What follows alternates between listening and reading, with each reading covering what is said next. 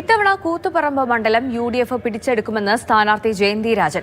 മികച്ച പ്രതികരണമാണ് വോട്ടർമാരിൽ നിന്നും ലഭിക്കുന്നത്. മത്സരിക്കാൻ സീറ്റ് തന്നതിൽ ലീഗിനോട് നന്ദിയുണ്ടെന്നും ജയന്തി രാജൻ മാതൃഭൂമി ന്യൂസിനോട് പറഞ്ഞു. ഞാനൊരു കൂത്തുപറമ്പിലൊരു വോട്ടറാണ് സങ്കല്പിക്കുക. എന്നോട് എന്ത് പറഞ്ഞാണ്?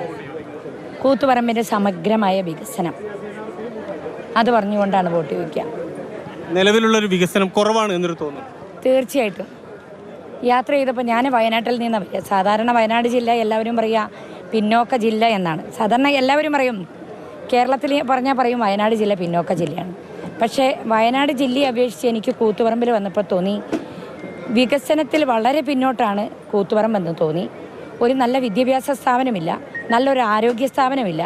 മറ്റു രീതിയിൽ പരിശോധിക്കപ്പെടുമ്പോൾ യാത്ര ചെയ്തപ്പോൾ ഒരുപാട് വികസനത്തിൻ്റെ പോരായ്മകൾ കണ്ടു.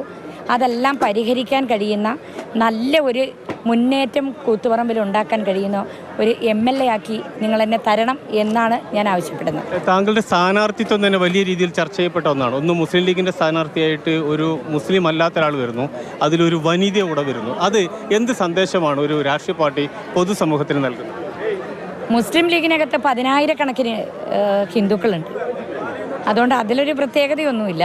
സ്ഥാനാർത്ഥിത്വം എന്ന് പറയുമ്പോൾ അതിനകത്തുണ്ടായ ആക്ഷേപങ്ങളൊക്കെ അതിന് മറുപടി മുസ്ലിം ലീഗിൻ്റെ നേതാക്കൾ കൊടുത്തിട്ടുണ്ട്. പാണക്കാട് സയ്യിദ് സാദിഖ് അലി ശിഹാബ് തങ്ങൾ നല്ല കാര്യമായിട്ടാണ് പറയുന്നത്.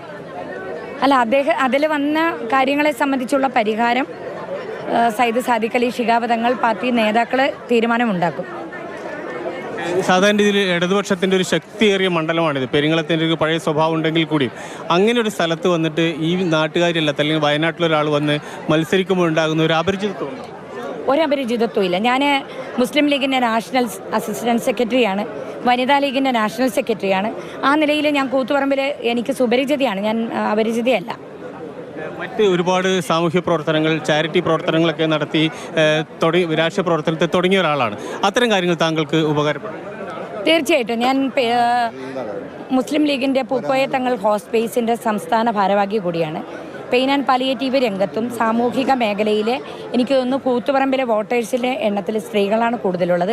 സ്ത്രീകളുടെ ഉന്നമനത്തിനാവശ്യമായ പദ്ധതികൾ കൂടി ആവിഷ്കരിച്ചുകൊണ്ട് എൻ്റെ സഹോദരിമാർക്ക് ആവശ്യമായ വികസനങ്ങൾ കൂടെ നൽകിക്കൊണ്ട് കൂത്തുപറമ്പിനെ ചേർത്ത് പിടിക്കണമെന്നാണ് ഞാൻ ആഗ്രഹിക്കുന്നത്. ഇത്രയും ദിവസത്തെ പ്രചരണത്തിനിടയിലുള്ള ഒരു അനുഭവം എന്താണ്? എൻ്റെ ഹൃദയം നിറഞ്ഞു എന്നാണ് എനിക്ക് പറയാനുള്ളത്. കൂത്തുപറമ്പ് ഞങ്ങൾ പിടിക്കും.